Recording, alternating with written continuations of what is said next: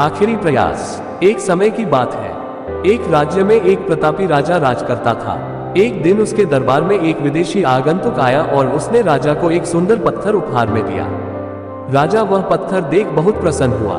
उसने उस पत्थर से भगवान विष्णु की प्रतिमा का निर्माण कर उसे राज्य के मंदिर में स्थापित करने का निर्णय लिया और प्रतिमा निर्माण का कार्य राज्य के महामंत्री को सौंप दिया। महामंत्री गांव के सर्वश्रेष्ठ मूर्तिकार के पास गया और उसे वह पत्थर देते हुए बोला, महाराज, मंदिर में भगवान विष्णु की प्रतिमा स्थापित करना चाहते हैं। 7 दिन के भीतर इस पत्थर से भगवान विष्णु की प्रतिमा तैयार कर राजमहल पहुंचा देना। इसके लिए तुम्हें 50 स्वर्ण मुद्राएं दी जाएंगी। 50 स्वर्ण मुद्राओं की बात सुनकर मूर्तिकार खुश हो गया और महामंत्री के जाने के उपरांत प्रतिमा का निर्माण कार्य प्रारंभ करने के उद्देश्य से अपने औजार निकाल लिए। अपने औजारों में से उसने एक हथौड़ा लिया और पत्थर तोड़ने के लिए उस पर हथौड़े से वार करने लगा, किंतु पत्थर जस का तस रहा। मूर्तिकार ने हथौड़े के कई वार पत्थर पर किए, किंतु पत्थर नहीं टूटा।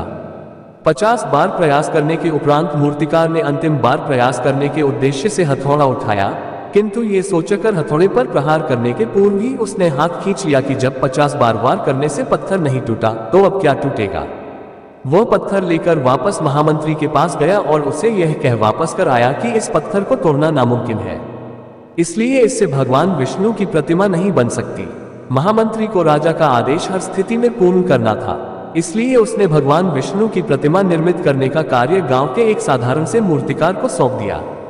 पत्थर लेकर मूर्तिकार ने महामंत्री के सामने ही उस पर हथौड़े से प्रहार किया और वह पत्थर एक बार में ही टूट गया। पत्थर टूटने के बाद मूर्तिकार प्रतिमा बनाने में जुट गया। इधर महामंत्री सोचने लगा कि काश पहले मूर्तिकार ने एक अंतिम प्रयास और किया होता तो सफल हो गया होता और 50 स्वर्ण मुद्राओं का हकदार बनता। मित्रों, हम भी अपने जीवन में ऐसी परिस्थितियों से दो चार होते रहते हैं। कई बार किसी कार्य को करने के पूर्व या किसी समस्या के सामने आने पर उसका निराकरण करने के पूर्व ही हमारा आत्मविश्वास डगमगा जाता है और हम प्रयास किए बिना ही हार मान लेते हैं।